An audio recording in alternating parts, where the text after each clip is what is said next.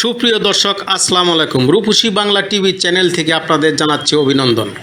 টাঙ্গাইলের দেলদুয়ার থানার আটিয়া ইউনিয়ন গুমজানি গ্রামে দেলদুয়ার উপজেলা নির্বাহী অফিসার জোহরা সুলতানা জুথি ম্যাডামের নেতৃত্বে প্রশাসনিকের একটি টিম নিয়ে অবৈধ চায়না জাল সংগ্রহ করে পেট্রোল দিয়ে আগুন ধরিয়ে পুড়িয়ে দেওয়া হয়েছে।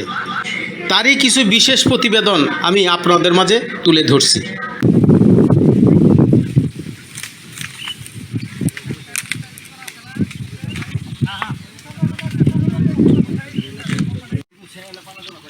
না অন্য করে না এই যে অন্য করে আমার সাথে আমরা গাড়ি লম্বা না গোছা গোছা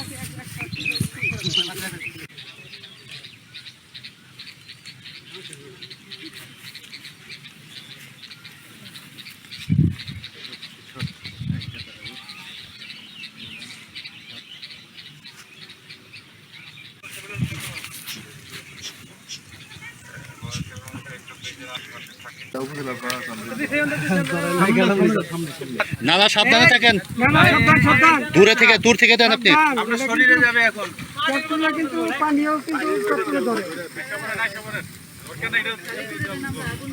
সম্পদ সংরক্ষণ, প্রজনন ক্ষেত্র রক্ষা এবং দেশীয় মাছের উৎপাদন বৃদ্ধির জন্য এই যে অবৈধভাবে কারেন্ট জাল এবং চায়না দুয়ারি জাল পাতা হয়, এটা থেকে সবাইকে নিষ্ক্রিয় করার জন্য আমরা আসলে এই অভিযানটা পরিচালনা করছি। অভিযানটি আমাদের টাঙ্গাইল জেলার 12টি উপজেলাতেই একযোগে পরিচালিত হচ্ছে।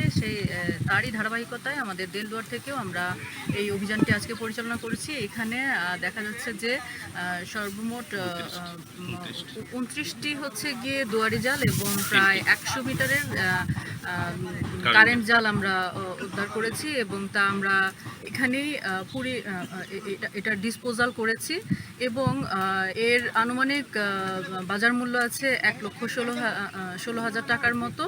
আমরা আশা করছি যে মানুষ একটা মেসেজ পাবে যে এইভাবে যে আমরা পরিবেশের জীববৈচিত্র্যের যে ধ্বংস করছি এটা থেকে বিরত করা, মাঝে মাঝে আমাদের তাদেরকে সতর্ক করার জন্যই আসলে জরিমানাটা করা হয়। সতর্ক করাটাই হচ্ছে গিয়ে আমাদের মূল লক্ষ্য। ধন্যবাদ স্যার। একটু প্রশ্ন, যেটি আজকে এখানে যাদের জাল, এরকম কাউকে কি পেয়েছিলেন?